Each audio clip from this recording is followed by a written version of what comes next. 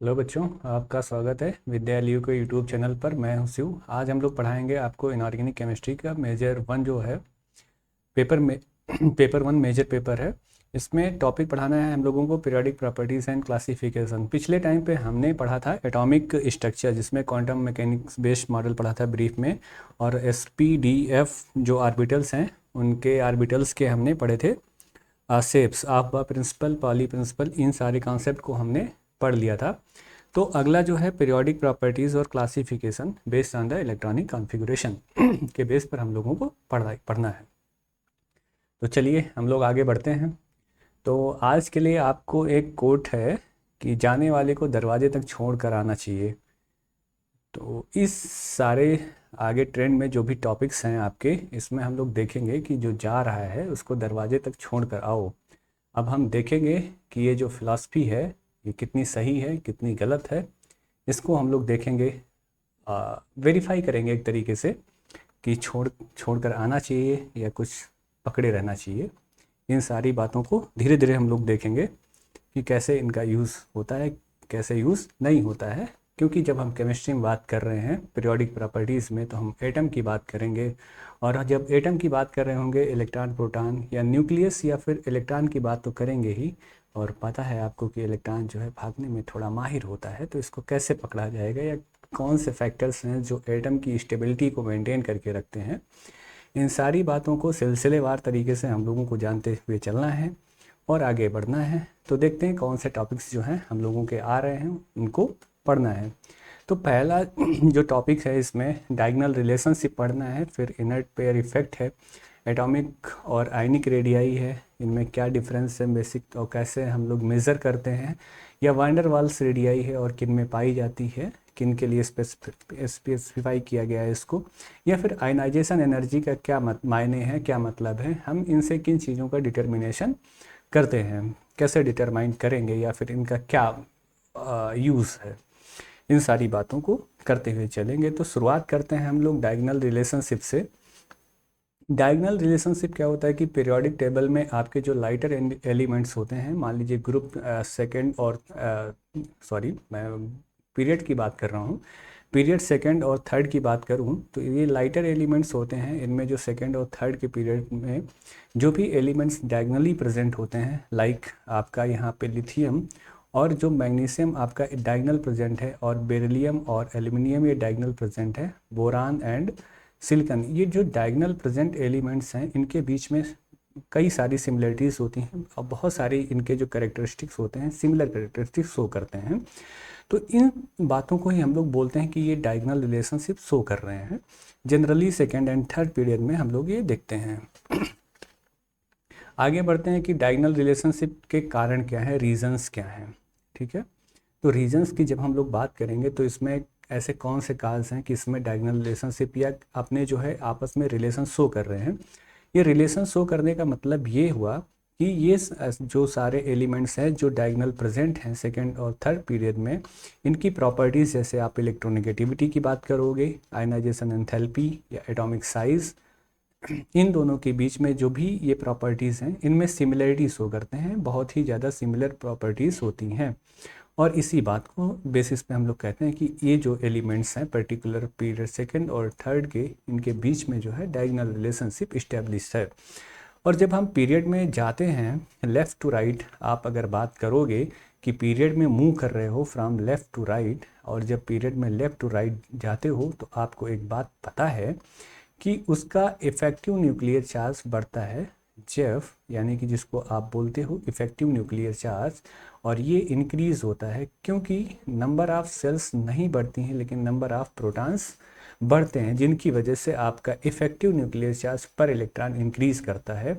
और इसकी वजह से जो आपके आउटर मोस्ट इलेक्ट्रॉन्स हैं उन पर न्यूक्लियर चार्ज की वैल्यू बढ़ जाती है या इंटेंसिटी बढ़ जाती है। और जब न्यूक्लियर चार्ज की इंटेंसिटी बढ़ती है तो आउटर मोस्ट इलेक्ट्रॉन्स पर जो न्यूक्लियस का दबदबा है या फिर जो फोर्स है, न्यूक्लियर अट्रैक्शन फोर्स, वो ज़्यादा हो जाता है और वो बढ़ जाता है, जिसकी वजह से होता क्या है कि आपके आउटर मोस्ट इलेक्ट्रॉन्स को टाइटली बाउंड करके रखता है।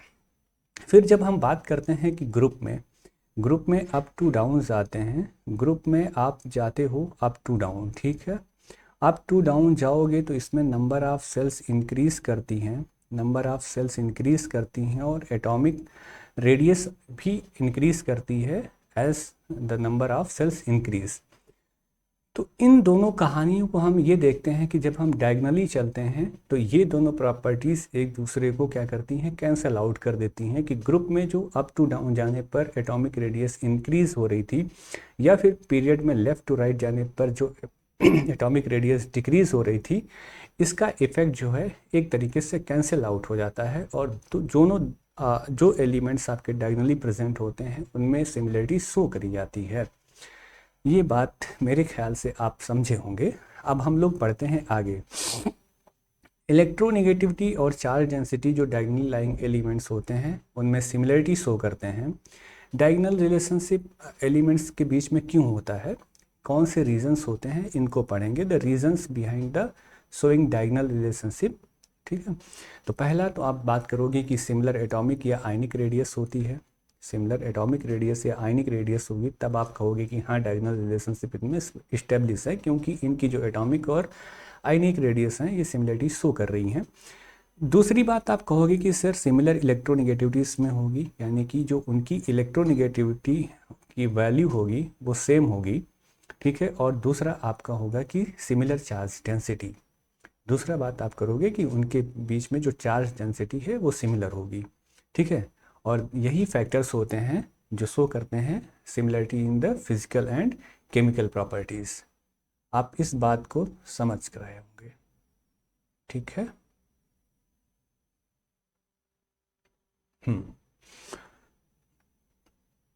अब हम बात करते हैं डायगोनल रिलेशनशिप। लिथियम और मैग्नीशियम के बीच में कौन से डायगोनल रिलेशनशिप हैं, कौन सी सिमिलरिटीज़ हैं जिनके बीच में हम कह सकते हैं कि ये डायगोनली प्रेजेंट एलिमेंट्स के बीच में सिमिलरिटी हैं।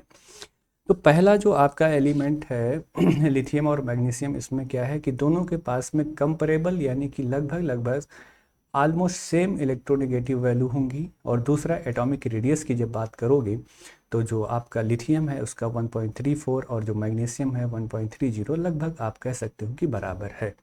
एटॉमिक रेडियस और आयनिक रेडियाई की बात जब आप करेंगे तो लिथियम 0.68 और मैग्नीशियम क्या है आपका 0.65 आपका है। ये मोस्टली वैल्यू आपकी जो है एटॉमिक रेडियाई की ये एंगस्ट्रॉम में आएंगी और ये सारी आलमोस्ट इक्वलिटी शो करती हैं, ठीक है। ये आपका डायगोनल रिलेशनशिप का एक हुआ। फिर नेक्स्ट आगे हम बढ़ते हैं जो आपकी कौन सी प्रॉपर्टीज़ हैं और कौन सी प्रॉपर्टीज़ हैं, थोड़ा ब्रॉडर टर्म पे हम लोग आगे बढ़ते हैं कि most of the physical properties जो होती हैं सिमिलरिटी शो करती हैं। एक जैसे कि आपने कहा कि एटॉमिक रेडियस की बात करते हैं, दूसरा आप आयनाइजेशन एनर्जी की बात करोगे, फिर कहोगे कि सर इलेक्ट्रोनेगेटिविटी भी सेम होगी और कुछ ना कुछ पोलराइजिंग पावर, यानी कि किसी भी दूसरे कोई कैटायन है तो वो आपके इलेक्ट्रॉन की चार्ज एनायन की चार्ज डेंसिटी को कितना अपनी तरफ अट्रैक्ट करता है, ये उसकी पोलराइजिंग पावर होती है। तो कहीं ना कहीं इनमें सिमिलरिटी शो करेगा। या फिर मेल्टिंग पॉइंट का क्या आपका डिफरेंस आता है या कितना करीब है इस बात पे, और बॉइलिंग पॉइंट, ये सारे जो हैं लिथियम और मैग्नीशियम के आपके सिमिलर होंगे। जैसा कि ग्रुप 1 के but like magnesium in group second, lithium के पास क्या होता है ग्रेटर मेल्टिंग और बॉइलिंग पॉइंट होता है, जैसा कि आपका मैग्नीशियम के पास में होता है, ठीक है। मेरे ख्याल से यहाँ तक आपकी बात सारी क्लियर होंगी। फिर आप कहेंगे कि और कौन सी प्रॉपर्टीज़ हैं जिनसे हम बताएं कि हाँ लिथियम और मैग्नीशियम प्रॉपर्टीज़ शो करेंगी। कुछ फिजिकल प्रॉपर्टीज़ होंगी तो कुछ केमिकल प्रॉपर्टीज़ भी होंगी जो इसमें आपकी सिमिलरिटी शो करी जाएगी। लिथियम और सिमिलर टू लिथियम मैग्नीशियम क्या है, जैसा कि लिथियम एक ऑर्गेनोमेटेलिक कंपाउंड बना सकता है, लाइक वैसे ही मैग्नीशियम ऑर्गेनोमेटेलिक कंपाउंड बनाता है। लिथियम RLi, यहाँ पे R आप कुछ भी रख सकते हो, यानी कि organic compound CH3 what ever आप जो भी लगाना चाहते हो। RMgX ये प्रॉपरली आप लोग जानते हो, ग्रिग्नार्ड रीजन पढ़ोगे। क्या पढ़ेंगे आप लोग? ग्रिग्नार्ड रीजन, ठीक है। ग्रिग्नार्ड रीजेंट RMgX होता है। CH3 आप यहाँ पे R की जगह पे CH3 यानी कि कोई भी एल्किल ग्रुप आप लगा सकते हैं, ठीक है। ये होगी सिमिलरिटी। और क्या है, लिथियम और मैग्नीशियम दोनों कोवैलेंट कंपाउंड बनाते हैं। जो फ्लोराइड्स होते हैं लिथियम और मैग्नीशियम के, वो क्या है आपके, वो भी कोवैलेंट कंपाउंड्स हैं। फिर ये एक्टिव मेटल्स होती हैं। एक्टिव मेटल्स वो होती हैं जो आपकी हाइड्रोजन को लाइब्रेट करती हैं वाटर से। वाटर के साथ इन्होंने रिएक्शन करा और यहाँ पे लिथियम हाइड्रोक्साइड और प्लस में यहाँ पे हाइड्रोजन गैस यानी कि H2 बाहर निकाल दिया। और यहाँ पे मैग्नीशियम ने वाटर के साथ रिएक्शन करके जो बनाया, यहाँ पर भी क्या इसने करा, यहाँ पर भी इसने निकाल दिया, आपका H2 बाहर निकाल दिया, हाइड्रोजन गैस आपकी बाहर चली गई। फिर आप कहते हो कि जो बोथ लिथियम और मैग्नीशियम है कंबाइन करते हैं ऑक्सीजन के साथ में और नॉर्मल ऑक्साइड्स बनाते हैं, लिथियम ऑक्साइड और मैग्नीशियम ऑक्साइड का फॉर्मेशन करते हैं। ठीक है, ये दोनों गुड कंडक्टर्स होते हैं इलेक्ट्रिसिटी के, क्योंकि मेटेलिक प्रॉपर्टीज़ इसमें होती हैं। या आप कह सकते हो कि फ्री इलेक्ट्रॉन्स इसमें कहीं ना कहीं रहेंगे, जिसकी वजह से मेटेलिक कंडक्शन होगा, यानी कि इलेक्ट्रिसिटी का कंडक्ट कर सकते हैं। फिर हम बात करते हैं कि बेरिलियम और एल्यूमिनियम के बीच में क्या डायगोनल संबंध है या क्या रिलेशंस हैं। तो इनके बीच में जो है, इन दोनों की एलिमेंट्स की जो इलेक्ट्रोनेगेटिव वैल्यू है वो 1.5 और बेरिलियम और एल्यूमिनियम की 1.5 कंपेरेटिव सेम है। ठीक है जो कि आप यहाँ पे इलेक्ट्रोनेगेटिव वैल्यू किससे शो करते हो, आप स्लेटर रूल का यूज़ करते हो, स्लेटर्स रूल। ठीक है, स्लेटर्स रूल से आप फाइंड आउट करते हो। Okay, done. और ये जो एलिमेंट्स हैं, ये दोनों एलिमेंट्स की सेम कोवेलेंट रेडियस होती है, सेम कोवेलेंट रेडियस होती है। दोनों मेटल्स जो हैं लो इलेक्ट्रोपॉजिटिव पोटेंशियल होता है कि इनके आउटर मोस्ट इलेक्ट्रॉन से आउटर मोस्ट सेल से इलेक्ट्रॉन निकालने के लिए लेस एनर्जी की रिक्वायरमेंट होती है। ठीक है, इलेक्ट्रोपॉजिटिव पोटेंशियल। और यहाँ पर इनका जो cationic to charge to size ratio जो होता है, ये कितना है, बेरिलियम का 0.33 लगभग सेम होता है, यानी cationic to cationic size ratio. ठीक है, ये लगभग सेम रहेगा। फिर हम लोग बात करते हैं आगे, कौन सी प्रॉपर्टीज़ हैं जिसमें बेरिलियम और एल्यूमिनियम के बीच में डायगोनल रिलेशनशिप शो करेगा। ठीक है, इसमें आप करोगे जैसे कि फिजिकल प्रॉपर्टीज़ हैं, जैसे आप फिर वही बात है, atomic radius, ionisation energy, electronegativity, polarising power, melting point, boiling point, ये सारे बेरिलियम और एल्यूमिनियम के बीच में सिमिलर होते हैं। दोनों को आप एक इलेक्ट्रोलाइटिक प्रोसेस होता है जिसको बोलते हैं इलेक्ट्रोलाइटिक रिडक्शन। ठीक है, उनके ऑक्साइड्स होते हैं, ठीक है, वहाँ से आप रिकवर करते हो। और दूसरा, दोनों मेटल्स जो होते हैं, एक कंपाउंड होता है बेरिल यानी कि बेरिलियम एल्यूमिनियम सिलिकेट, नेचर में इसके कंबाइंड स्टेट में पाए जाते हैं। इसके साथ में बेरिलियम और जो एल्युमिनियम है, इन दोनों की टेंडेंसी जो होती है, हाई टेंडेंसी होती है, ज़्यादा टेंडेंसी होती है, आप कहेंगे कि कॉम्प्लेक्स बनाते हैं। जैसे बेरिलियम हाइड्रोक्साइड और एल्युमिनियम हाइड्रोक्साइड या एल्युमिनियम फ्लोराइड के कॉम्प्लेक्सेस ये बनाते हैं। दोनों में सिमिलरिटीज़ हैं, क्योंकि ये दोनों कॉम्प्लेक्सेस का फॉर्मेशन करते हैं। Like beryllium aluminium also farms covalent compound, जैसे बेरिलियम कोवेलेंट कंपाउंड बनाता है, ठीक उसी तरीके से एल्युमिनियम भी कोवेलेंट कंपाउंड्स का फॉर्मेशन करता है। ऑक्साइड्स और हाइड्रोक्साइड्स ऑफ बेरिलियम, जैसे कि beryllium oxide, aluminium oxide, beryllium hydroxide और बेरिलियम ट्राइहाइड्रिक, ये सारे क्या हैं, एम्फोटेरिक होते हैं। एम्फोटेरिक का मतलब है ना तो एसिडिक है ना तो बेसिक है, इनमें दोनों प्रॉपर्टीज़ पाई जाती हैं। तो इसका मतलब ये है कि एसिड और बेस दोनों के साथ में ये रिएक्ट कर सकते हैं। बोथ मेटल्स क्या हैं, कंबाइन करते हैं हैलोजन के साथ में। ठीक है, हाइलाइट्स बनाते हैं, बेरिलियम हाइलाइट और एल्युमिनियम हाइड्राइड। और ये जो हाइलाइट्स होते हैं इलेक्ट्रॉन डिफिशियंट होते हैं, और जो स्पीसीज इलेक्ट्रॉन डिफिशियंट होती हैं वो लुईस एसिड का काम करती हैं, और जिनके पास में इलेक्ट्रॉन्स ज़्यादा होते हैं वो एक्ट करती हैं एज ए लुईस बेस। तो ठीक है, इसके आगे हम लोग बढ़ते हैं कि डायगोनल रिलेशनशिप जो है बोरान और सिलिकॉन के बीच में कौन सा डायगोनल रिलेशनशिप है, या किन वजहों से इनको हमने कहा कि ये डायगोनल रिलेशनशिप शो करते हैं। इनकी हम लोग बात करते हैं, इलेक्ट्रोनेगेटिविटी वैल्यू 2.0 एंड 1.8 के पास में है, लगभग सेम है। दोनों एलिमेंट्स के में क्या है, cationic charge to cationic size ratios की वैल्यू जो है सिमिलर होती हैं। और जो डायगोनल रिलेशनशिप क्या है, फिर से आयनाइजेशन एनर्जी, पोलराइजिंग पावर, ये सभी चीज़ें जो है सेम होती हैं। ये सारी जो प्रॉपर्टीज़ हैं इनमें बेरिलियम में भी सेम रहती हैं, और एल्युमिनियम बोरान और सिलिकॉन के बीच में सेम रहती हैं। ये दोनों एलिमेंट्स आपके नॉन मेटल हैं, बोरान और सिलिकॉन।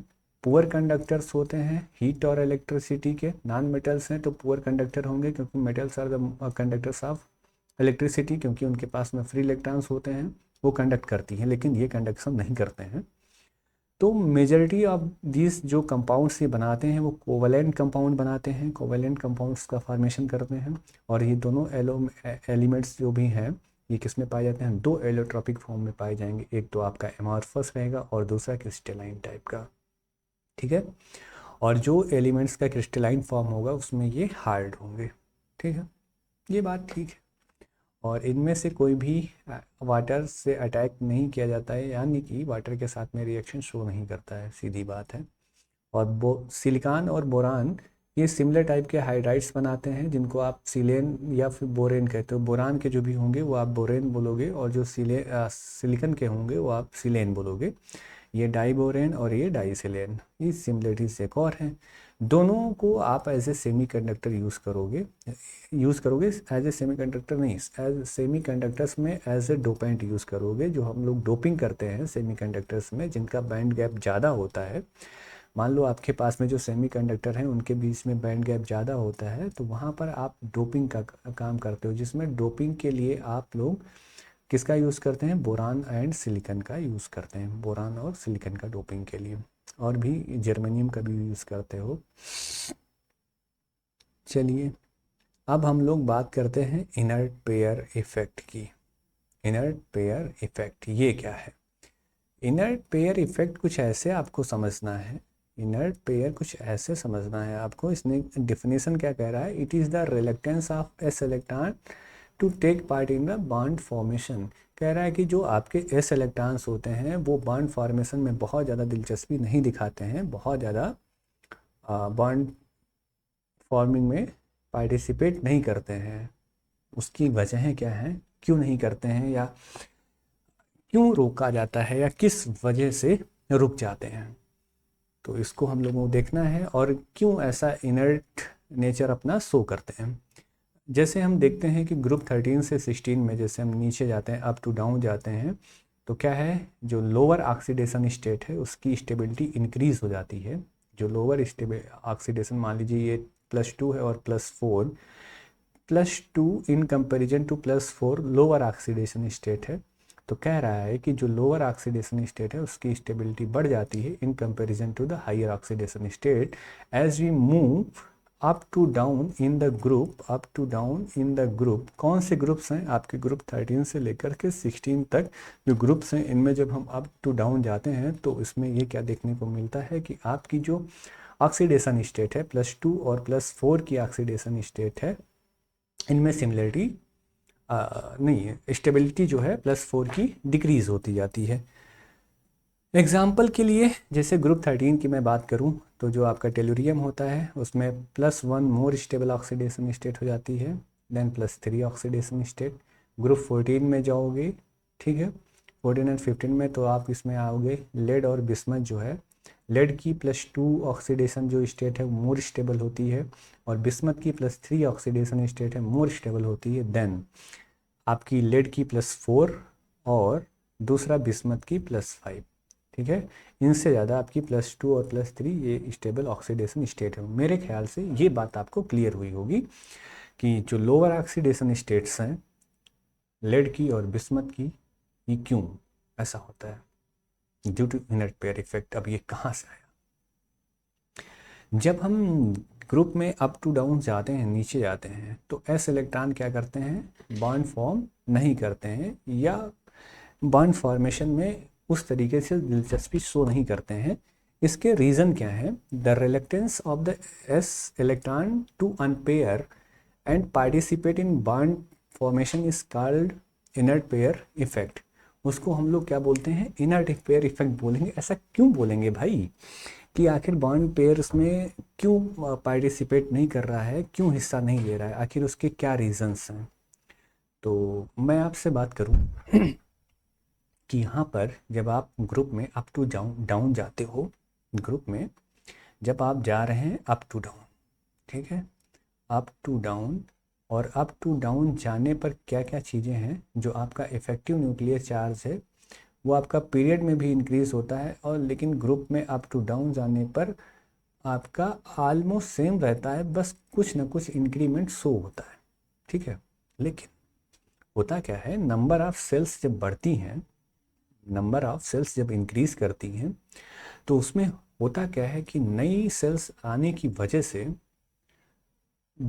एसपीडीएफ ऑर्बिटल्स, और आपको पता है कि पिनिट्रेशन इफेक्ट जो होता है या फिर जो स्क्रीनिंग इफेक्ट है, स्क्रीनिंग इफेक्ट जो होता है आपका जो होता है, ये S p D and F,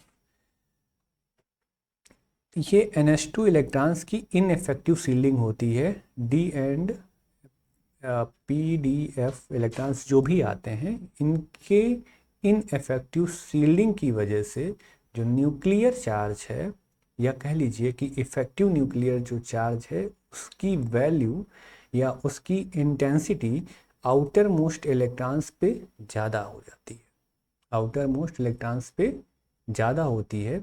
जब आउटर मोस्ट इलेक्ट्रॉन्स पे effective nuclear charge of attraction ज़्यादा हो जाता है, तो क्या होता है, एस इलेक्ट्रॉन्स को टाइटली बाउंड करता है, जिसकी वजह से कहानी ये होती है कि वो एस इलेक्ट्रॉन बॉन्डिंग में पार्टिसिपेट नहीं करते हैं, और इस ना पार्टिसिपेट करने की स्थिति को हम लोग बोलते हैं इनर्ट पेयर इफेक्ट। मेरे ख्याल से इस बात को आपने समझा होगा, यहाँ तक आपके बात समझ में आई होगी। ठीक है, इनइफेक्टिव सील्डिंग होगी intervening D and F electrons की वजह से। इनर्ट पेयर इफेक्ट क्यों प्रीडोमिनेंट होता है, becomes predominant as we move down to the group में नीचे जाते हैं, जो न्यूक्लियर चार्ज होता है वो आउटवे करता है क्या, effect of corresponding increase in atomic size, और जो एटॉमिक साइज में इंक्रीज होता है वो न्यूक्लियर चार्ज उसको कैंसिल करता है, एक तरीके से कम कर देता है। क्यों? क्योंकि जो आपके inner D and F orbital electrons होते हैं, उनको ये एक तरीके से रोक देता है। देयरफॉर जो है स्क्रीन, तो NH2 जो इलेक्ट्रॉन्स हैं वो पार्टिसिपेट नहीं करते हैं बॉन्डिंग में। कह दो अभी लेक्चर तो अभी आ रहे हैं। हाँ, factors which determines the formation और स्टेबिलिटी ऑफ कंपाउंड्स, ऐसे कौन से फैक्टर्स हैं जो स्टेबिलिटी कंपाउंड्स की इफ़ेक्ट करते हैं। एक मिनट, तो हम लोग आते हैं, बात करते हैं यहाँ से कि factors which determine the formation और स्टेबिलिटी ऑफ कंपाउंड्स, ऐसे कौन से फैक्टर्स हैं जिस किसी भी कंपाउंड के बनने यानी कि फॉर्मेशन और उसकी स्टेबिलिटी को डिसाइड करेंगे। पहला तो बात ये है कि आपकी high electronegativity of the elements की हाई इलेक्ट्रोनेगेटिविटी। दूसरा आप करेंगे बात उसमें हाई इलेक्ट्रोनेगेटिव की ज़रूरत क्यों पड़ती है, it is required to excite the electrons from the central atom to the vacant D orbitals. ठीक है, वैकेंट ऑर्बिटल्स, ठीक है, जो भी आपके वैकेंट ऑर्बिटल्स होते हैं उसमें से सेंट्रल एटम से उन तक इलेक्ट्रॉन को एक्साइट करके पहुंचाना, इसलिए हाई इलेक्ट्रोनेगेटिविटी की ज़रूरत पड़ती है। दूसरा होता है, बात करते हैं कि प्रेजेंस ऑफ वैकेंट ऑर्बिटल्स, कि वैकेंट ऑर्बिटल कितने प्रेजेंट हैं, इसके बेसिस पे स्टेबिलिटी आप डिटरमाइन करोगे। और फिर आपका तीसरा फैक्टर आता है इनर पेयर इफेक्ट, जिसकी हमने बात करी है पीछे, कि आपके जो पुअर सील्डिंग होती है डी एंड एफ इलेक्ट्रॉन्स की वजह से, और एस इलेक्ट्रॉन्स जो है उन पर इफेक्टिव न्यूक्लियर चार्ज की वैल्यू बढ़ने की वजह से वो बॉन्डिंग में पार्टिसिपेट नहीं कर सकते हैं, या उस तरीके से पार्टिसिपेट नहीं करते हैं, तो उस चीज़ को हम लोग बोलते हैं इनर्ट पेयर इफेक्ट। और यहाँ पर हम लोग बोलेंगे चौथा जो आपका है वो है साइज़ ऑफ द कैटायन और एनायन, कैटायन एंड एनायन। जो आपका साइज़ होगा कैटायन का और जो एनायन का साइज़ होगा वो डिटरमाइन करेगा कि स्टेबिलिटी कैसी रहेगी कंपाउंड्स की। ठीक है, नेक्स्ट आगे हम लोग बढ़ते हैं कि कुछ कंपाउंड्स जो हैं इजली बन जाते हैं और कुछ कंपाउंड इजली नहीं बनते हैं, तो इनका क्या रीज़न है। जैसे आपका NH3 है, ये फॉर्म करता है और NH5 एग्जिस्ट नहीं करता है, इसके क्या रीज़न है, या NCl3 और NCl5 ये एग्जिस्ट नहीं करता है, ये एग्जिस्ट करता है, और फास्फोरस पेंटाक्लोराइड एग्जिस्ट करता है लेकिन पेंटाब्रोमाइड या पेंटा आयोडाइड एग्जिस्ट नहीं करता है। और IF7 एग्जिस्ट करता है, ICl7 एग्जिस्ट नहीं करता है। तो इन सारे की क्या पॉसिबल एक्सप्लेनेशंस होंगे ये हमको देखना है। What are the possible explanations of these things. NH3 और NH5 में आपको पता है नाइट्रोजन 7 होता है, 1H2 2H2 और 2P3। आपको पता है कि यहाँ पर 1 2 3 ये 3 अनपेयर्ड इलेक्ट्रॉन है, Px Py Pz, कोई भी आप इनको कह सकते हो। लेकिन यहाँ पर 2D जो ऑर्बिटल्स हैं या D जो ऑर्बिटल्स हैं वो अब्सेंट होते हैं, क्योंकि 2D होते ही नहीं है एनर्जी लेवल की वजह से, या वैकेंट ऑर्बिटल्स यहाँ पे प्रेजेंट नहीं होते हैं। इसलिए यहाँ पर NH5 जो है एग्जिस्ट नहीं करता है, बट आपका NH3 एग्जिस्ट करता है, क्योंकि यहाँ पर हर एक हाइड्रोजन यहाँ पर पेयरिंग कर जाएगा। समझे क्या इस बात को? समझे क्या आप लोग? मेरे ख्याल से समझ गए होंगे। दूसरे केस में भी यही बात आती है कि NCl3 और NCl5 में एग्जिस्टेंस क्यों नहीं होता है। यहाँ पर तो हाइड्रोजन के पास में ये क्षमता नहीं थी कि वो एक्साइट करके या फिर इलेक्ट्रॉन को दूसरी जगह वैकेंट ऑर्बिटल में शिफ्ट कर पाए, लेकिन यहाँ पर क्लोरीन के पास में इतनी इनफ इलेक्ट्रोनेगेटिविटी वैल्यू है या इतना इनफ इलेक्ट्रोनेगेटिव है कि ये आपके डी ऑर्बिटल्स में ले करके जा सकता है। लेकिन अफसोस कि आपके पास जो नाइट्रोजन है इसमें डी ऑर्बिटल्स नहीं होते हैं या वैकेंट ऑर्बिटल्स प्रेजेंट नहीं होते हैं, इसलिए ये NCl5 एग्जिस्ट नहीं करता है, बट ये आपका एग्जिस्ट करता है। नेक्स्ट केस में हम लोग बात करते हैं फास्फोरस पेंटाक्लोराइड आपका एग्जिस्ट करता है, जबकि आपका फास्फोरस पेंटाब्रोमाइड ये एग्जिस्ट नहीं करता है। इसके रीजंस क्या हैं, पॉसिबल रीजंस? तो फास्फोरस हम लोग बात करते हैं फास्फोरस पेंटाक्लोराइड। फास्फोरस पेंटाक्लोराइड का जो आउटर इलेक्ट्रॉनिक कॉन्फ़िगरेशन 3H2 आपका रहेगा, और फिर आपका 3P3 एंड 3D0 ये आपका अब्सेंट रहेगा, यानी कि यहाँ पर जो आपका ऑर्बिटल्स हैं, डी ऑर्बिटल्स हैं, ये वैकेंट रहेंगे, ये आपके वैकेंट रहेंगे। और ये आपका हो गया 1 2 3, और ये आपका 1 2 3 4 ये वैकेंट है। अगर यहाँ पे फास्फोरस पेंटाक्लोराइड की बात करेंगे तो जो आपका क्लोरीन एटम है उसके पास में ये इतनी ताकत है या इतना इलेक्ट्रोनेगेटिव वैल्यू रखता है कि इस पर्टिकुलर इलेक्ट्रॉन को शिफ्ट करके यहाँ पर कि ले जा सकता है। ठीक है, इस इलेक्ट्रॉन को शिफ्ट करके इसने कहाँ पे पहुँचा दिया, यहाँ पे पहुँचा दिया, और sp3 हाइब्रिडाइजेशन के साथ में ये आपका PCl5 बन जाता है। लेकिन ब्रोमीन और आयोडीन के पास में इतनी ज़्यादा इलेक्ट्रोनेगेटिव वैल्यू नहीं होती है कि ये इलेक्ट्रॉन को यहाँ से ले जा करके उस तरफ तक ले जा पाए, और इसलिए यहाँ पर क्या होता है कि फास्फोरस ये ब्रोमाइड और ये फास्फोरस आयोडाइड जो है एग्जिस्ट नहीं करता है। That is the reason. फिर IF7 और ICl7 ये क्यों नहीं एग्जिस्ट करता है, बट ये एग्जिस्ट करता है। तो इसके लिए मैं एक बात बताता हूँ आपको। ठीक है, यहाँ पर क्या है कि जो फ्लोरीन है इसका आई के चारों ओर, मैं थोड़ा एक नया पेज लेता हूँ, न्यू पेज फॉर यू। यहाँ पे IF7 और ICl7 दोनों की बात हुई। दोनों के पास इतना इलेक्ट्रोनेगेटिव वैल्यू है कि ये आपस में कंबाइन कर सकते हैं। लेकिन कहानी क्या होती है कि यहाँ पर इसके चारों तरफ जो फ्लोरीन जुड़ा होता है, 1 2 3 4 5 6 7, इनका फ्लोरीन का साइज़ छोटा होता है। फ्लोरीन का जो साइज़ होता है वो स्मॉल साइज़ होता है। स्मॉल साइज़ होने की वजह से ये यहाँ पर आप आयोडीन के साथ में बॉन्ड बना पाता है, बॉन्ड फॉर्मेशन कर पाता है, जिसकी वजह से ये स्टेबल होता है और ये एग्जिस्ट करता है।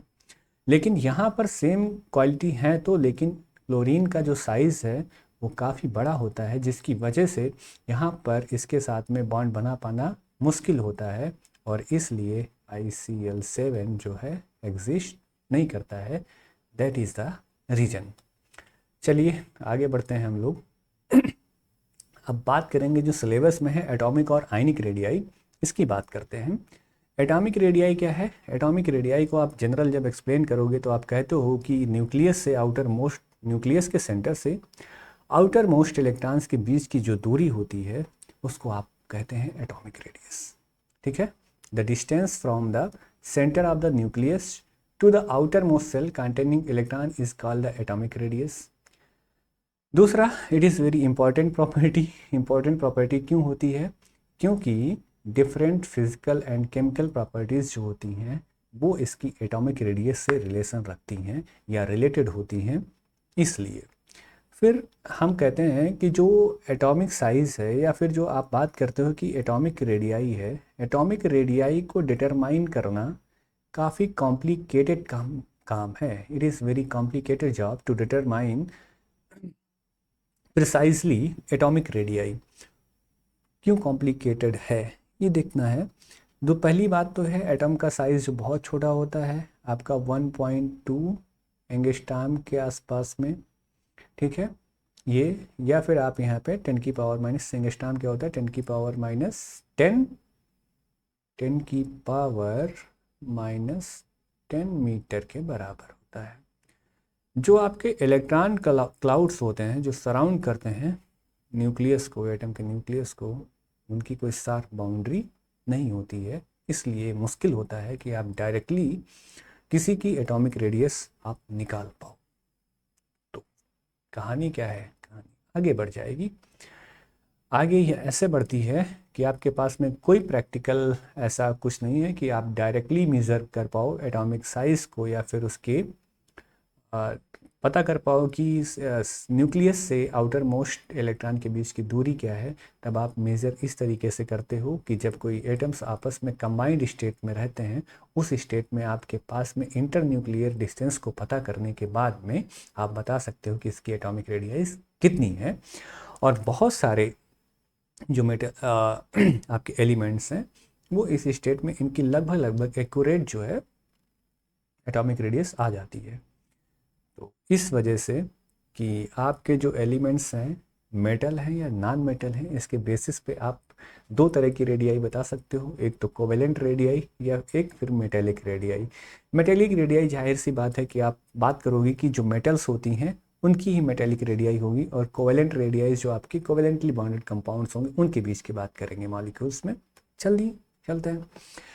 तो कोवेलेंट रेडियस जो है ये आपकी कोवेलेंट रेडियस आ गई, कोवेलेंट रेडियस।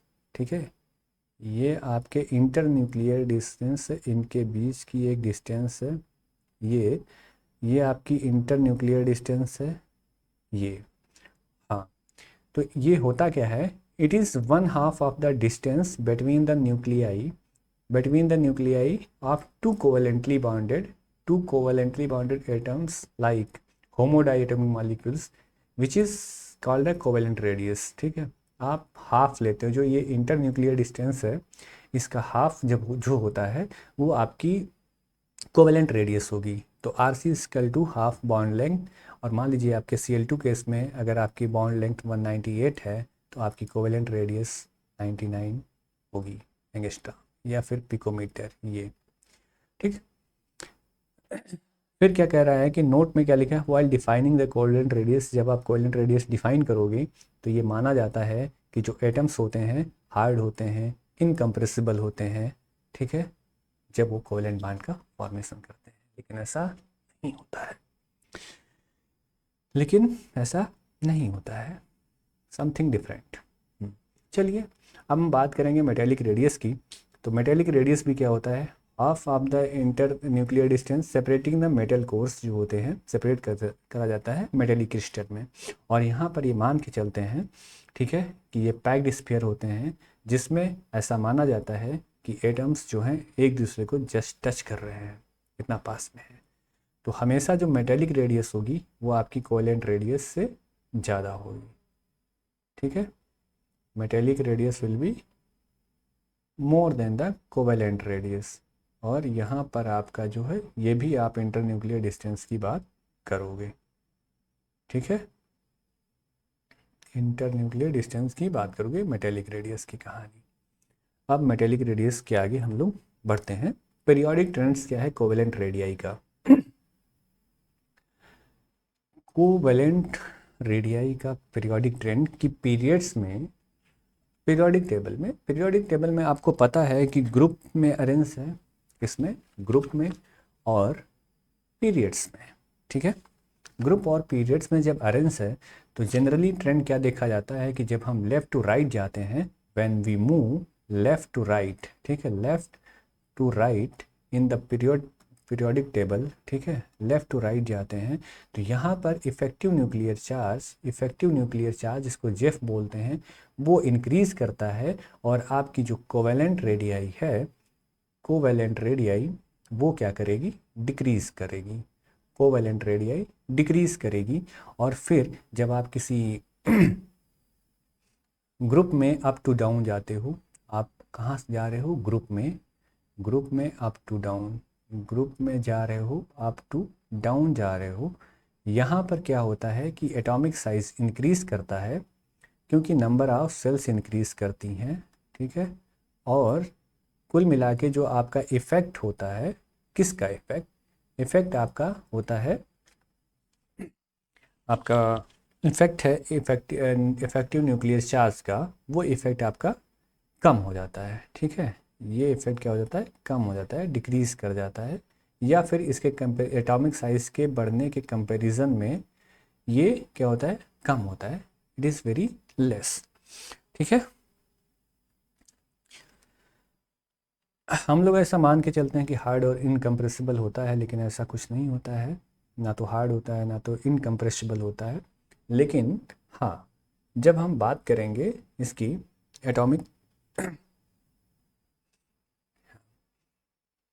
कोवेलेंट रेडियस की, तो कोवेलेंट रेडियस वेरियस एलिमेंट्स की हम लोग देख लेते हैं कि क्या होगी वेरियस एलिमेंट्स की कोवेलेंट रेडियाई। तो आप बात करेंगे covalent radii of various elements, और इनको किस में आप लोग बताओगे, इसमें आप एक ले लीजिए कि आप एंगस्ट्रॉम में बता रहे हैं, ठीक है, एंगस्ट्रॉम में ये आप कोवेलेंट रेडियस बता रहे हैं।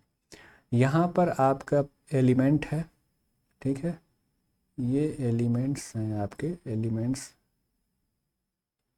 एलिमेंट्स आप ले लीजिए।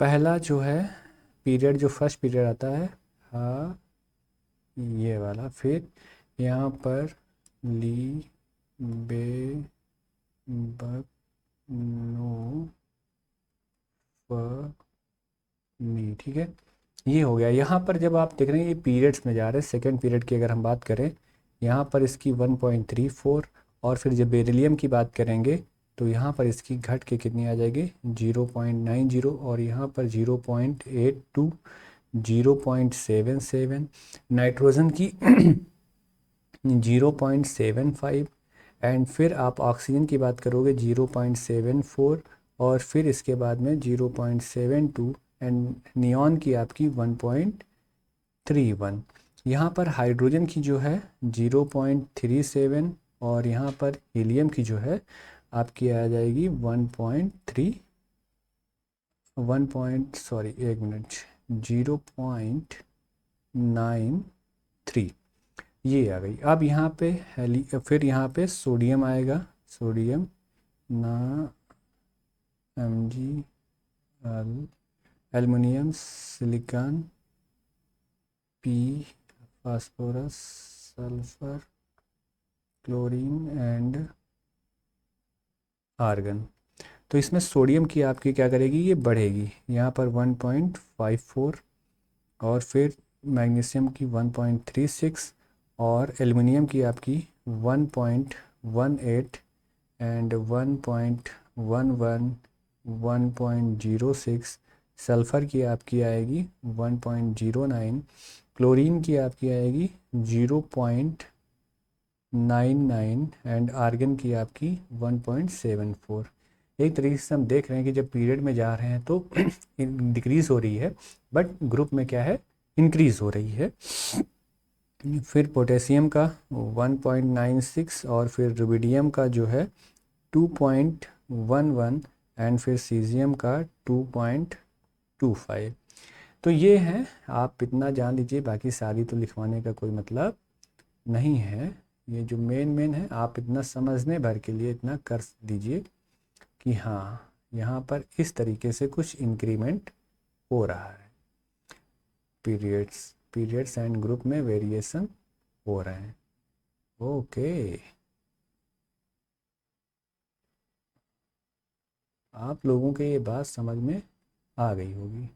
ठीक है, ये कोवेलेंट रेडियस की बात थी, कोवेलेंट रेडियस की। अब हम लोग आगे बढ़ते हैं, आयनिक रेडियस की बात करेंगे। तो जो आयनिक रेडियस है, आयनिक रेडियस में कैसे कैलकुलेट करते हो कि आपके पास में कोई आयनिक कंपाउंड है, उसमें आपको कैलकुलेट करना है।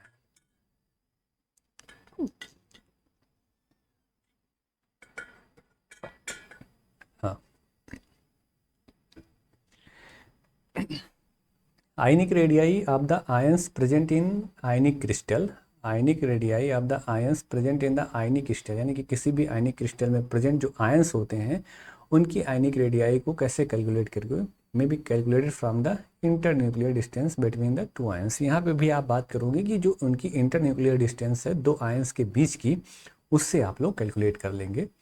मान लीजिए आपका एक कटायन है किस छोटा होता और ये आपका एनायन बड़ा सा है, तो इन दोनों के बीच की जो इंटर न्यूक्लियर डिस्टेंस होगी, इनके बीच की दूरी को आप नाप करके बता सकते हो कि आयनिक रेडियाई कितनी है। आयनिक रेडियाई क्या होता है, डिस्टेंस बिटवीन द न्यूक्लियस, ठीक है, डिस्टेंस बिटवीन द न्यूक्लियस के बीच की distance and the ion and the point where the nucleus, और उस पॉइंट तक के बीच की दूरी जहाँ पर न्यूक्लियस अपने क्या करता है, फोर्स को एग्जर्ट करता है इलेक्ट्रॉन क्लाउड पे, यानी कि जो उसके बाहर के इलेक्ट्रॉन क्लाउड्स हैं, उन इलेक्ट्रॉन क्लाउड्स तक जहाँ तक अपना फोर्स एग्जर्ट करता है न्यूक्लियस, उस दूरी तक, उस बीच उसके बीच तक की दूरी को आप बोलते हो आयनिक रेडियस। ठीक है, ये बात मेरे ख्याल से समझ में आई होगी। आउटर मोस्ट इलेक्ट्रॉन्स बोल सकते हो या इलेक्ट्रॉन क्लाउड बोल सकते हो, जहाँ तक उसका इन्फ्लुएंस जा रहा है किसी भी आयन का। तो ये आयनिक रेडियस की बात हो गई। आप इतना जानते हो कि कोई भी न्यूट्रल एटम है, अगर वो चेंज कटायन में चेंज हो रहा है तो इसका मतलब है कि वो एक या एक से अधिक इलेक्ट्रॉन्स को उसने लूज़ करा होगा, और अगर कोई नेगेटिव आयन में चेंज हो रहा है यानी कि एनायन बन रहा है, तो इसका मतलब है उसने एक या एक से अधिक आयंस को क्या किया, इलेक्ट्रॉन्स को आप लिया होगा, उसने गेन किया होगा। ये मेन बात है। रेडियाई ऑफ कैटायंस और एनायंस की रेडियाई कैसे बात करते हैं कि जो आपके आयनिक रेडियाई, जो आपके आयनिक कंपाउंड्स होंगे, तो उसमें एक कैटायन होगा जिसके पास पॉजिटिव चार्ज होगा और एक एनायन होगा जिसके पास में निगेटिव चार्ज होगा। एक एनायन होगा जिसके पास में निगेटिव चार्ज होगा।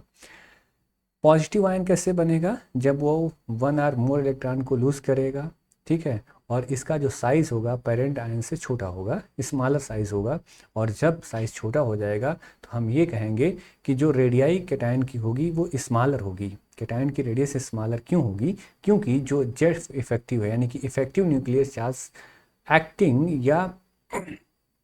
एक्टिंग ऑन पर इलेक्ट्रॉन इंक्रीजेस, पर इलेक्ट्रॉन जो इफेक्टिव न्यूक्लियर चार्ज है वो क्या करेगा, इंक्रीज करेगा, और ये क्या करेगा, ये डिक्रीज करेगा आयनिक रेडियाई को। क्या करेगा, आयनिक रेडियाई को डिक्रीज करेगा। चलिए, अब नेगेटिव आयन की हम लोग बात करते हैं, जिसको एनायन बोलते हो, कि इसने वन और मोर इलेक्ट्रॉन को इसने क्या करा, गेन करा है। गेन करने के बाद में हम ये कह सकते हैं या बात कहते हैं, जानते हैं कि जो एनायन का साइज़ है अपने पेरेंट आयन से लार्ज होता है, पेरेंट आयन से लार्ज होता है। हम ये कह सकते हैं कि जब आयंस इसमें इलेक्ट्रॉन्स का एडिशन हुआ तो effective nuclear charge acting on पर इलेक्ट्रॉन डिक्रीजेस, और जब इफेक्टिव न्यूक्लियर चार्ज डिक्रीज करता है, होगा क्या आपकी आयनिक रेडियाई है वो आपकी इंक्रीज कर जाएगी, आयनिक रेडियाई इंक्रीज कर जाएगी। ये दो केस हो गए। एक केस आएगा आइसो इलेक्ट्रॉनिक स्पीसीज, ठीक है। आइसो इलेक्ट्रॉनिक आयंस कौन से होंगे? जिनमें सेम नंबर होंगे, वैलेंस इलेक्ट्रॉन का सेम नंबर होगा, लेकिन वो डिफर करेंगे न्यूक्लियस के चार्ज में। न्यूक्लियस का जो चार्ज होगा इसमें ये आपस में डिफर करेंगे, बाकी तो इनका सेम रहेगा। फिर क्या है, as the nuclear charge increases, जैसे जैसे न्यूक्लियर चार्ज इंक्रीज करेगा इलेक्ट्रॉन्स हेल्ड मोर टाइटली, और जैसे जैसे न्यूक्लियर चार्ज इंक्रीज करेगा उतना ही टाइटली जो है इलेक्ट्रॉन्स को बाइंड किया जाएगा, हेल्ड किया जाएगा, रोका जाएगा न्यूक्लियस के द्वारा। और जब इतना टाइटली रोका जाएगा और अपनी तरफ अट्रैक्ट किया जाएगा तब आयनिक रेडियस डिक्रीज करेगी। मैंने कहा था कि जाने वालों को दरवाजे तक छोड़ कर आना चाहिए, लेकिन कभी कभी होता क्या है कि रोके रहना चाहिए, ठीक है, रुक जाते हैं लोग। यहाँ से लग रहा है ना कि हर कोई कोशिश करता है रोकने के लिए। इलेक्ट्रॉन का काम है जाना और हमारा काम है रोकना।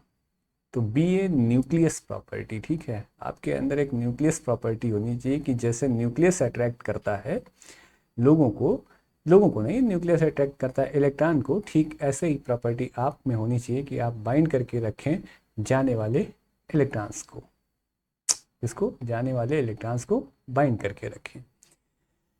ठीक है भाई, हम लोग बात करते हैं कि यहाँ पर कैसे आइसो इलेक्ट्रॉनिक स्पीसीज, आप मान लीजिए आयन है, ठीक है, आयन में आपने ले लिया N3 नाइट्राइड एंड फिर आपने दूसरा लिया O2 माइनस और फिर आपने लिया F माइनस एंड देन आपने सोडियम प्लस एंड फिर आपने ले लिया मैग्नीशियम 2 प्लस। अब यहाँ पर आयन के बाद में इनके ऊपर जो चार्ज है, चार्ज ऑन न्यूक्लियस, ये एक टेबल बनानी है।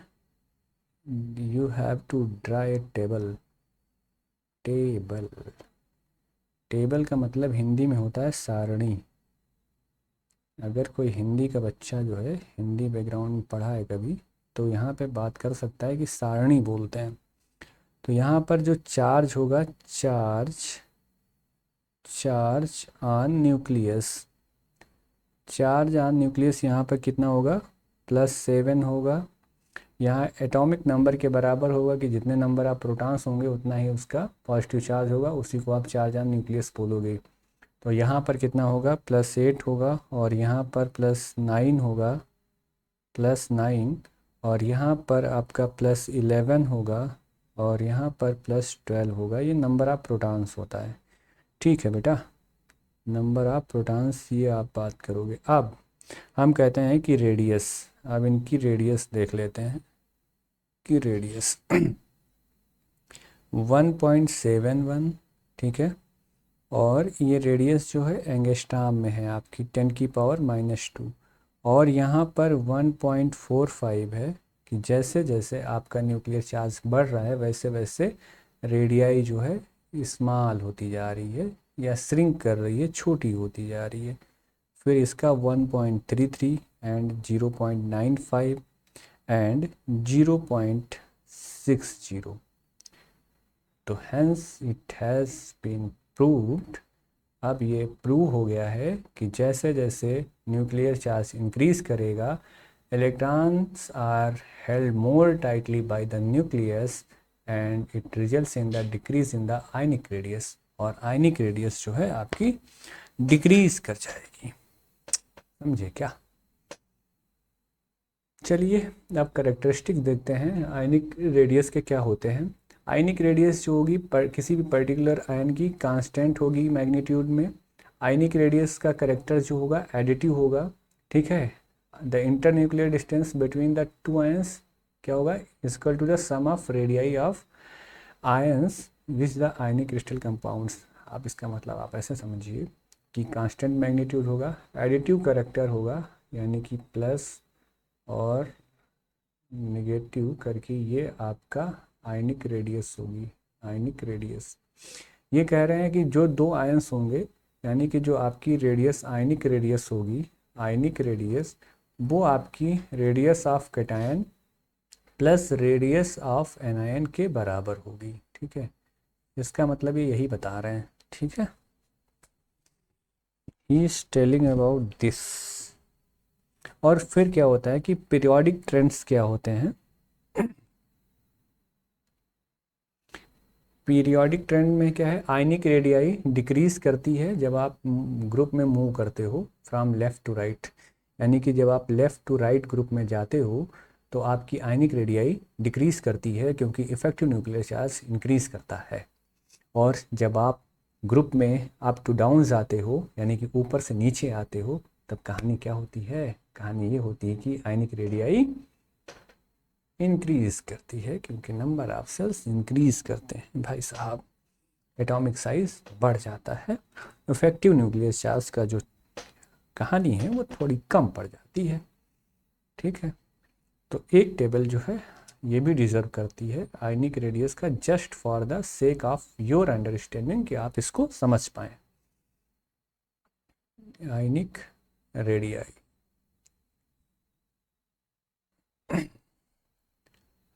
यहाँ पर ग्रुप 1, फिर आप बात करोगे ग्रुप 2, फिर आपका ग्रुप 3 और देन आपका ग्रुप 4।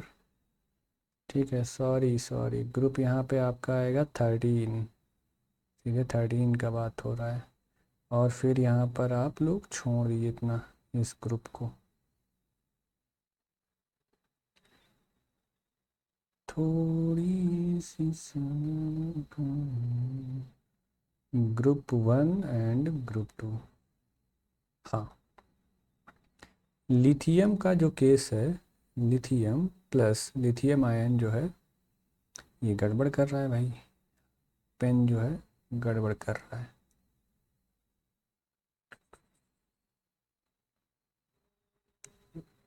.6, that's not good,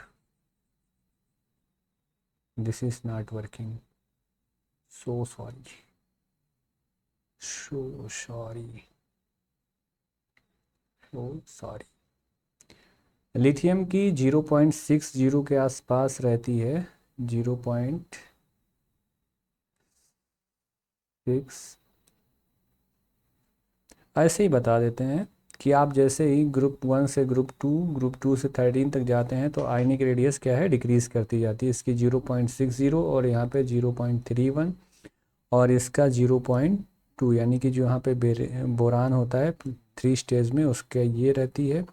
और यहाँ पर जो आपका बेरिलियम है +2 स्टेज में, +2 ऑक्सीडेशन स्टेट, ये 0.3 और उसकी 0.2। फिर आप यहाँ पे सोडियम का देखोगे Na+, ठीक है, Na+, यहाँ पर 0.98, 0.98 आएगा। और फिर यहाँ पर मैग्नीशियम का देखोगे जो +2 ऑक्सीडेशन स्टेट में है, ये 0.65 आएगा। और एल्युमिनियम +3 ऑक्सीडेशन स्टेट में रहेगा, ये कितना जाएगा, 0.50। चलिए, यहाँ से आप बात ये समझ गए कि जब आप अप टू डाउन जा रहे हैं और यानी कि ग्रुप में तब बढ़ रही है, और जब आप पीरियड में जा रहे हैं तो वो डिक्रीज़ हो रही है। बस सीधी सी बात है। इसके आगे हम लोग बढ़ते हैं। नेक्स्ट टॉपिक है वांडर वाल्स रेडियाई। तो वांडर वाल्स रेडियाई का कहानी ये है कि आपको पता है कि बहुत सारी जो गैसेस हैं आपस में रिएक्ट नहीं करती हैं या कंबाइंड स्टेट में नहीं हैं, उनके बीच में जो लगने वाला फोर्स है वांडर वाल्स फोर्स है। कौन सा फोर्स है, van der Waals force of attraction लग रहा है। वहाँ पर जो आपकी रेडियाई होगी वो वांडर वाल्स रेडियाई होगी। तो इसको कैसे आप डिफाइन करोगे, it is defined as the 1/2 of the distance between the nuclei of two adjacent identical atoms. जो 2 एडजेसेंट आइडेंटिकल एटम्स होंगे उनके बीच की जो डिस्टेंस होगी उसका 1/2 आप लोगे, ठीक है, किसी भी 2 नाइबरिंग मॉलिक्यूल्स के।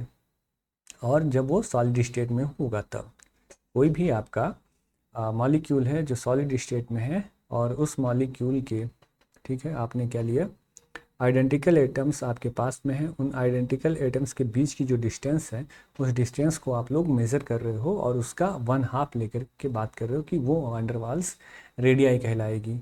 अगर it is a distance between two non bonded atoms, ठीक है, ऑफ टू एडजेसेंट मॉलिक्यूल्स। ये डिस्टेंस क्या है, दो एडजेसेंट मॉलिक्यूल्स हैं, ठीक है, between two non bonded atoms of two adjacent molecules. दो एडजेसेंट कोई मॉलिक्यूल्स हैं, उनके बीच में जो दो एटम हैं उनके बीच में कोई बॉन्डिंग नहीं है, उनके बीच की जो डिस्टेंस है उसको आप लोग क्या बोलोगे, वान डेर वाल रेडियाई। ये क्या है, आप ये बात करोगे, it is related to the effective packaging size of the atom when element is in solid state. जब एलिमेंट कोई सॉलिड स्टेट में होगा तो आप वहाँ पे इफेक्टिव पैकेजिंग की बात करोगे, और जो वहाँ पर फोर्स उनके बीच में लग रहा होगा तो उस फोर्स को आप वान डेर वाल्स फोर्स कहते हो। तो क्या कहते हैं, the van der Waals radius is used because the force existing between the molecules are the van der Waals force of attraction. यानी कि उनके बीच में लगने वाला जो फोर्स ऑफ अट्रैक्शन होगा वान डेर वाल्स फोर्स होगा। जैसे आपकी नोबल गैसेस हैं जो आपस में रिएक्ट नहीं करती हैं, लेकिन इनके बीच में वान डेर वाल्स फोर्स लग रहा होता है, और इसकी वजह से इनकी एक रेडियस होती है, इसकी रेडियस हम लोग मेज़र कर सकते हैं, उसको बोलते हैं वान डेर वाल्स रेडियस। इतनी सी कहानी है वान डेर वाल्स रेडियस की। अब हम आते हैं एक इम्पॉर्टेंट टॉपिक पे जिसका नाम है भाई आयनाइजेशन एनर्जी। इसका क्या काम है, इसके बहुत कैसे यूज़ हैं, यहाँ पर भी हम बात करेंगे जाने वालों को, ठीक है। तो चलिए देखते हैं भाई, आयनाइजेशन एनर्जी क्या होता है कि कोई भी आपका गैसियस आइसोलेटेड गैसियस एटम है, उसके आउटर मोस्ट सेल से आपने इलेक्ट्रॉन को निकाला, और उस इलेक्ट्रॉन को निकालने के लिए जो आप एनर्जी सप्लाई करते हो उस एनर्जी को आप बोलते हो कि ये आयनाइजेशन एनर्जी है। या किसी भी इलेक्ट्रॉन को या किसी भी एटम को आयनाइज करने के लिए जो एनर्जी दी जाती है, सप्लाई करी जाती है, उसको आप बोल दोगे कि आयनाइजेशन एनर्जी। जैसे आयनाइजेशन एनर्जी क्या है, amount of energy required to remove an electron from the outer most shell of an isolated gaseous atom of the element resulting in the formation of positive ion. और उसके बाद में क्या बनता है, जब इलेक्ट्रॉन रिमूव हो जाता है तो आपका बनता है एक पॉजिटिव आयन का फॉर्मेशन होता है, पॉजिटिव आयन का फॉर्मेशन होता है। ये एक आइडिया देता है कि हम किसी भी एटम से कितनी ईजिली या फिर कितनी डिफ़िकल्टी के साथ में इलेक्ट्रॉन को रिमूव कर सकते हैं या निकाल सकते हैं। जैसे आपने यहाँ पर कोई मैग्नीशियम है, आपने इसमें से एक जो है आपने लगा दिया,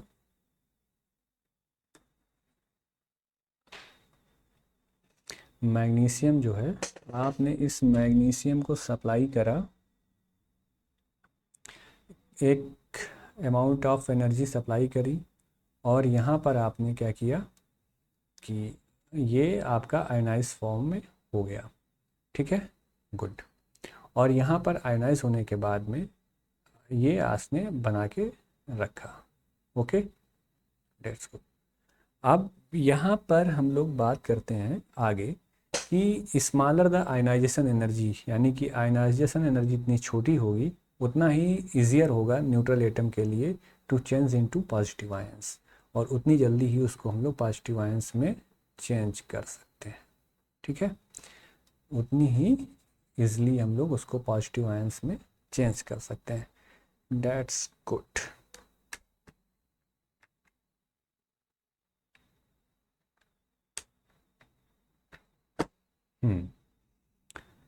अब हम लोग इसके आगे बढ़ते हैं। आयनाइजेशन एंथैल्पी क्या करता है, एंथैल्पी टू रिमूव फर्स्ट। जैसे आपने किसी एटम से पहला इलेक्ट्रॉन निकाला तो फर्स्ट आयनाइजेशन एनर्जी, सेकंड निकाला सेकंड आयनाइजेशन एनर्जी, और थर्ड निकाला तो आप उसको बोलोगे कि थर्ड आयनाइजेशन एनर्जी। और इन आयनाइजेशन एंथैल्पीज़ या आयनाइजेशन एनर्जीज़ को आप सक्सेसिव आयनाइजेशन एंथैल्पीज़ बोलते हो, I1 I2 IE3 and so on. ऐसे आपका बढ़ता चला जाएगा जितने नंबर ऑफ इलेक्ट्रॉन निकालते जाएंगे। Factors affecting the ionization energy, कि ऐसे कौन से फैक्टर्स हैं जो आयनाइजेशन एनर्जी को अफेक्ट करेंगे, जिनकी वजह से आयनाइजेशन एनर्जी में चेंजेस आएंगे या फिर उनमें कोई कमी आएगी, या क्या उसमें चेंजेस आ सकते हैं, डिफरेंस क्या होगा। तो ऐसे फैक्टर्स हमको देखना है। पहला तो एटॉमिक साइज़ का रहेगा, फिर इफेक्टिव न्यूक्लियर चार्ज है, फिर सील्डिंग इफेक्ट या स्क्रीनिंग इफेक्ट रहेगा, फिर पेनिट्रेशन इफेक्ट है, फिर उसके बाद में stability of half filled and full field orbitals का केस आएगा, ठीक है। कहानी ये है कि एटॉमिक साइज़, ठीक है, इसमें एटॉमिक साइज़ से क्या इफ़ेक्ट पड़ेगा कि अगर लार्जर द एटॉमिक साइज़, अगर एटॉमिक साइज़ बड़ा है तो आयनाइजेशन एनर्जी जो है स्मॉलर होगी, क्योंकि जो आपका इफ़ेक्टिव न्यूक्लियर चार्ज है जिसको आप जेफ बोलते हो, यानी कि Jeff effective nuclear charge acting on the outer most shell electrons is lower, क्योंकि जो आपका इफेक्टिव न्यूक्लियर चार्ज है आउटर मोस्ट इलेक्ट्रॉन्स पे कम होगा, क्योंकि साइज़ बड़ा हो गया है। इस वजह से क्या होगा, आपकी आयनाइजेशन एनर्जी, या आप कह लीजिए कि उसमें से इलेक्ट्रॉन निकालना हमारे लिए आसान होगा, और इसलिए आयनाइजेशन एनर्जी की वैल्यू जो है कम हो जाएगी। इसको हम लोग बोलते हैं कि एटॉमिक साइज़ की वजह से इफेक्ट पड़ा। फिर इफेक्टिव न्यूक्लियर चार्ज की वजह से जो हम लोग बात करते हैं, इफेक्टिव न्यूक्लियर चार्ज की वजह से क्या होगा, तो greater the effective nuclear charge on the nucleus, जो भी एटम का न्यूक्लियस है उस पर जितना भी ज़्यादा इफेक्टिव न्यूक्लियर चार्ज होगा उतना ही डिफ़िकल्ट होगा कि हम उस एटम से इलेक्ट्रॉन को निकाल पाएँ, ठीक है, more difficult to remove an electron from that atom. और सील्डिंग इफेक्ट या स्क्रीनिंग इफेक्ट का काम क्या होता है, of the inner shell electrons. जैसे आयनाइजेशन एनर्जी डिक्रीज करती है जब with the increase in the screening effect, जब आपका स्क्रीनिंग इफेक्ट या सील्डिंग इफेक्ट बढ़ता है, इंक्रीज करता है, तो आपकी आयनाइजेशन एनर्जी जो है डिक्रीज कर जाती है। ऐसा क्यों होता है, it reduces the force of attraction acting between the outer most electrons and the nucleus, यानी कि न्यूक्लियस और आउटर मोस्ट इलेक्ट्रॉन्स के बीच में, आउटर मोस्ट सेल के इलेक्ट्रॉन्स के बीच लगने वाला जो फोर्स है उस फोर्स को कम कर देता है। और इसकी वजह से क्या होता है कि आप वहाँ से इलेक्ट्रॉन्स को इजीली रिमूव कर सकते हो, और जब इजीली रिमूव कर लोगे उसकी वजह से क्या होगा कि आपकी जो आयनाइजेशन एनर्जी की वैल्यू है वो कम हो जाएगी। तो ये इफेक्ट है। नेक्स्ट हम लोग देखते हैं कि penetration effect of orbitals. Ionization energy increases as the penetration effect of electrons in different orbitals increases, ठीक है, आयनाइजेशन एनर्जी इंक्रीज करेगी जैसे जैसे उसका पेनिट्रेशन इफेक्ट जो है बढ़ेगा। ऐसा कैसे, पेनिट्रेशन इफेक्ट का मतलब ये है कि आपके पास में जितने ज़्यादा सिमेट्रिकल ऑर्बिटल्स होंगे उनके पास में ये कैपेसिटी होगी कि वो इलेक्ट्रॉन की तरफ ज़्यादा पेनिट्रेट कर जाएं, और जो भी ऑर्बिटल्स के इलेक्ट्रॉन न्यूक्लियस के जितना पास होंगे उतना ज़्यादा उन पे न्यूक्लियर चार्ज लग रहा होगा, और जिसकी वजह से क्या होगा, जो इलेक्ट्रॉन्स होंगे वो उतना ही ज़्यादा टाइटली बाउंड होंगे, जिसकी वजह से उसमें से इलेक्ट्रॉन्स को निकालना मुश्किल होगा और आपकी आयनाइजेशन एनर्जी जो है बढ़ जाएगी।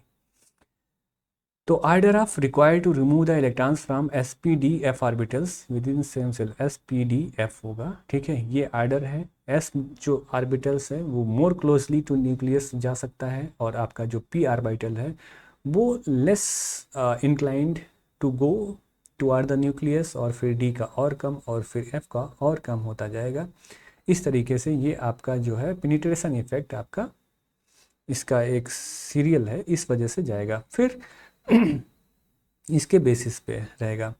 और आपको पता है कि एस ऑर्बिटल स्फेरिकल शेप होता है, तो उसकी टेंडेंसी है कि ज़्यादा नज़दीक तक जाएगा, तो इसलिए जो आपके एस इलेक्ट्रॉन्स होंगे वो मोर अट्रैक्टेड होंगे toward the nucleus than the p orbitals, अगर आप कंपेयर करके देखते हैं तो, ठीक है। और इसी के साथ में कि जो पी ऑर्बिटल्स होंगे उनसे इलेक्ट्रॉन को निकालना इजी होगा in comparison to s orbitals, because they are more close and having more nuclear charge, उनके ऊपर ज़्यादा न्यूक्लियर चार्ज लग रहा है।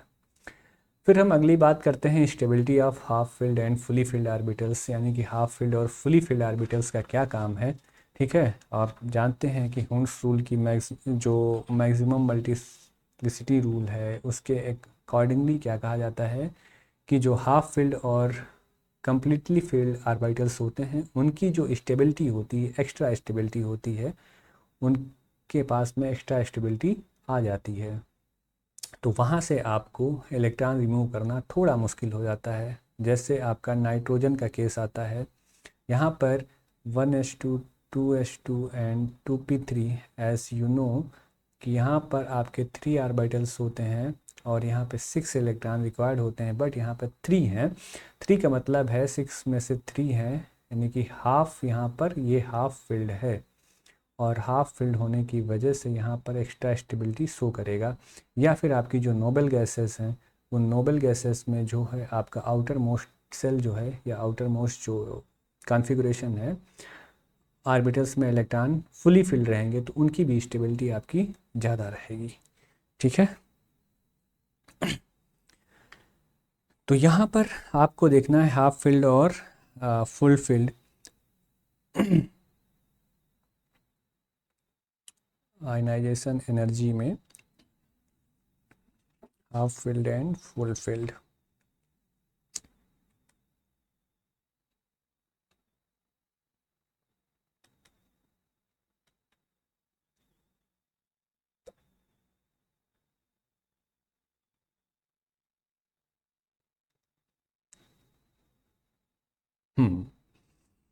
तो यहाँ पर हम लोग जब बात करते हैं आयनाइजेशन एंथैल्पी की, आयनाइजेशन एंथैल्पी की बात करते हैं, फर्स्ट आयनाइजेशन एंथैल्पी की, बेरिलियम 4 है तो यहाँ पर 1s2 एंड 2s2, चूँकि यहाँ पर फुल फिल्ड है तो इसके लिए यहाँ पर जो आयनाइजेशन एनर्जी की वैल्यू होगी will be greater than boron जो कि 5 यहाँ पर एटॉमिक नंबर है, 1s2, 2s2 एंड 2p1।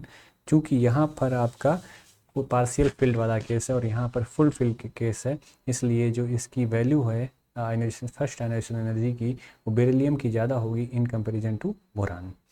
और फिर ऐसे ही केस आप ले लीजिए मैग्नीशियम का, मैग्नीशियम 12 एंड यहाँ पर क्या होगा 1s2, 2s2, 2p6 and 3s2, ये केस हुआ। यहाँ पर जो है आपका फुल फिल केस है और यहाँ पर एल्युमिनियम का अगर आप ले लेंगे ये जो कि 13 होता है और यहाँ पर 3s2 की जगह पे यहाँ पे 3s2 एंड 3p1 आएगा, तो इसका मतलब जो फर्स्ट यहाँ से इलेक्ट्रॉन है निकालने के लिए आसान होगा, चूँकि यहाँ पर आपका फुल फील्ड का केस आता है मैग्नीशियम के केस में।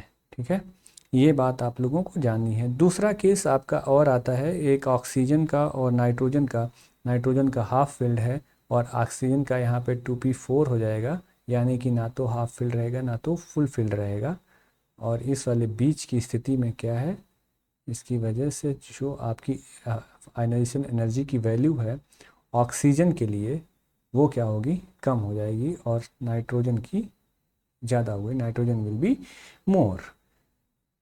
अब हम पीरियोडिक ट्रेंड्स देखते हैं आयनाइजेशन एनर्जी का कि पीरियोडिक ट्रेंड्स क्या है, पीरियड में कैसे उनके इफेक्ट रहता है कि जब आप लेफ़्ट टू राइट मूव करते हो तो आयनाइजेशन एनर्जी में क्या चेंजेस आते हैं और जब ग्रुप में आप अप टू डाउन जाते हो तो उसमें क्या चेंजेस आते हैं। जब आप पीरियड में जाते हो तो ये क्या करती है, इंक्रीज़ करती है moving from left to right in the period. ऐसा क्यों होता है, ऐसा इसलिए होता है क्योंकि आपका जो न्यूक्लियर चार्ज है वो बढ़ता जाता है, यहाँ पर नंबर ऑफ़ सेल्स सेम रहती हैं और एटॉमिक रेडियाई डिक्रीज़ करती है और आपका न्यूक्लियर चार्ज इंक्रीज़ करता है।